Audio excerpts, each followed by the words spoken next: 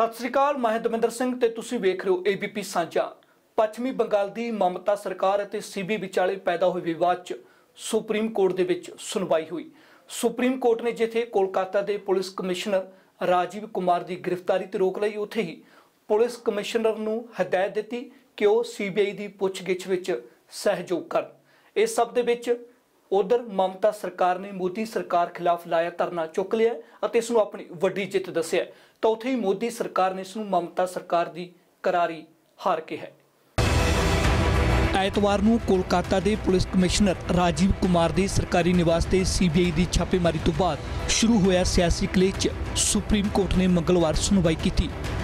ਸੁਣਵਾਈ ਦੌਰਾਨ supreme court 'ਚ ਦੋਵਾਂ ਧਿਰਾਂ 'ਚ ਤਿੱਖੀ ਬਹਿਸ ਹੋਈ, ਜਿਸ ਤੋਂ ਬਾਅਦ ਸੁਪਰੀਮ ਕੋਰਟ ਨੇ ਆਪਣਾ ਫੈਸਲਾ ਕੁਝ ਇਸ ਤਰ੍ਹਾਂ ਸੁਣਾਇਆ। ਸੁਪਰੀਮ ਕੋਰਟ 'ਚ ਸੁਣਵਾਈ। ਸੁਪਰੀਮ ਕੋਰਟ ਨੇ ਪੁਲਿਸ ਕਮਿਸ਼ਨਰ ਰਾਜੀਵ ਕੁਮਾਰ ਨੂੰ ਕਿਹਾ ਕਿ ਉਹ ਸੀਬੀਆਈ ਦੇ ਨਾਲ ਸਹਿਯੋਗ ਕਰਨ। सुप्रीम कोर्ट ने साफ किया कि CBI police commissioner Rajiv Kumar को गिरफ्तार नहीं करेगी। सुप्रीम कोर्ट ने कहा कि सीबीआई सिर्फ पुलिस कमिश्नर राजीव कुमार तो पुछगिछ करेगी। राजीव कुमार तो पुछगिछ मेघालय की राजधानी शिलांग स्थित सीबीआई दफ्तर च होगी। केंद्र सरकार के वकील यानी कि अटॉर्नी जनरल ने सुप्रीम कोर्ट को अदालती हद तक की कार्रवाई करने की अपील की। पश्चिमी बंगाल सरकार के वकील अभिषेक मनु सिंघवी ने अटॉर्नी जनरल की इस अपील का विरोध किया। ममता सरकार के वकील ने कहा कि राजीव कुमार के खिलाफ सबूत मिटाने का एक भी केस नहीं है। पश्चिमी बंगाल सरकार के वकील अभिषेक मनु सिंघवी ने इसनूं परेशान करने वाली कोशिश करार दिता। चीफ जस्टिस रंजन गोगोई ने अटॉर्नी जनरल को कहा कि तुसीं अदालती हद तक की मंग कर रहे हो, सानूं दूजी धिर नूं भी सुनना पवेगा। सुप्रीम कोर्ट ने पुलिस कमिश्नर राजीव कुमार, राज के पुलिस मुखी और चीफ सैकटरी नोटिस भेजा। राजीव कुमार, राज के पुलिस मुखी और चीफ सैकटरी 18 फरवरी तक जवाब दाखिल करने का हुक्म दिता। राजीव कुमार, राज के पुलिस मुखी और चीफ सैकटरी खुद अदालत च हाजिर होना है या नहीं, इस बारे 19 फरवरी तक सूचित किया जाएगा। सुप्रीम कोर्ट ने अगली सुनवाई 20 फरवरी तय की। इस तो पहला सीबीआई ने सुप्रीम कोर्ट च राजीव कुमार ते कुछ इस तरह के इल्जाम लाए।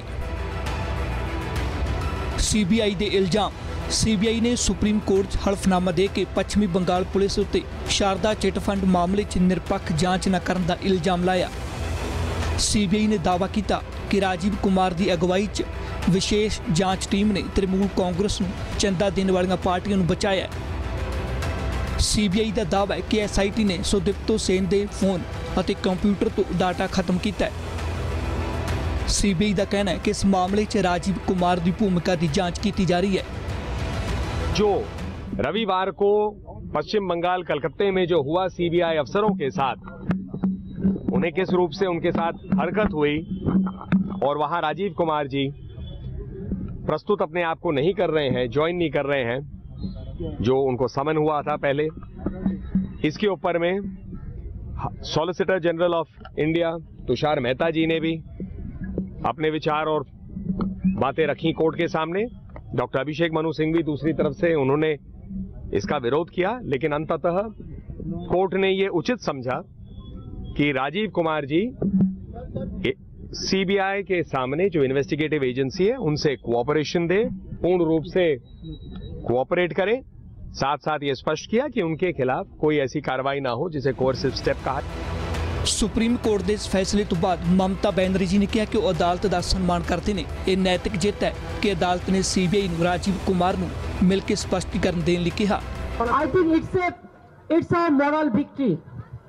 Why it's a victory? We said we have a great respect for the judiciary and the media and all the institution. Number one, this order was passed earlier also, that they can talk mutually in a mutual place.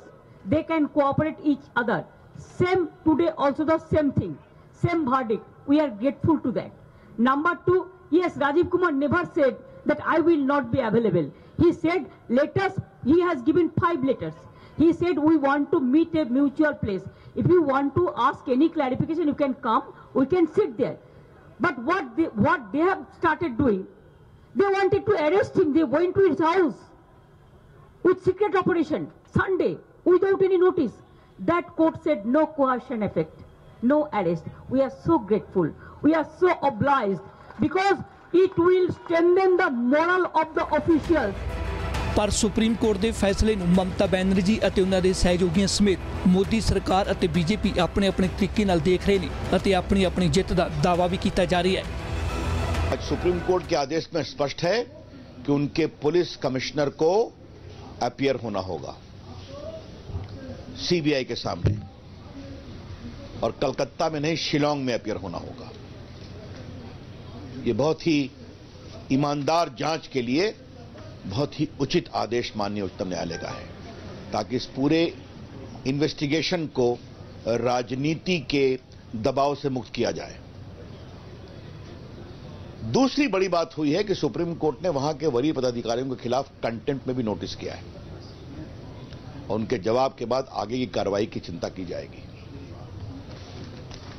अब कुछ लोग कह रहे हैं कि हमारी जीत है, इस पर हमें क्या कहना है?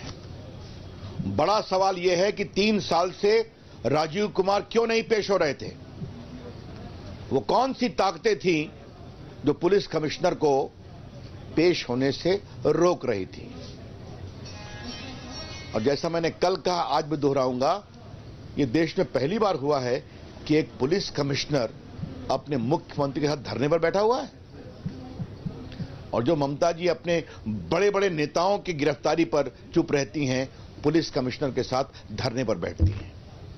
इसका मतलब है राजदार या तो बहुत जानते हैं या एविडेंस को मैनिपुलेट और डिस्ट्रॉय किया गया है। तो अब वो आएंगे, जांच ईमानदारी से हो, बड़ी बात है, होना भी चाहिए। लेकिन एक दूसरा बहुत बड़ा सवाल आज उठाने की जरूरत है। लाखों बंगाल के, बिहार के, पूर्वोत्तर के छोटे पूंजी निवेशकों का हजारों करोड़ इन सारे नारदा, शारदा और रोज वैली स्कैम में लूट लिया गया। उन गरीबों के लूटे हुए पैसे की जांच होनी चाहिए कि नहीं होनी चाहिए? अभी तक ममता जी के साथ जितनी पार्टियां खड़ी हैं, उन्होंने ये कुछ नहीं कहा है। ये जांच होनी बहुत जरूरी है, ये जांच ईमानदारी से होनी बहुत जरूरी है, और मुझे लगता है कि सीबीआई ईमानदारी से जांच करते हुए जो सुप्रीम कोर्ट का निर्देश है कि इस मामले के पूरे कॉन्स्पिरेसी एंगल को देखा जाए और इस मामले में मनी लॉन्ड्रिंग हुआ है कि नहीं उसको भी देखा जाए, और रेगुलेटरी बॉडीज ने अपनी जिम्मेवारी निभाई है कि नहीं उसको भी देखा जाए। तो स्वाभाविक है, जो एसआईटी के प्रमुख थे राजीव कुमार, जो एसआईटी ममता जी ने 2013 में बनाई थी, उनको जवाब तो देना पड़ेगा कि उन्होंने एविडेंस का क्या क्या किया, कैसे किया। तो ना आईओ, ना पुलिस कमिश्नर, तो ये सारी बातें आज बहुत ही स्पष्ट हुई हैं।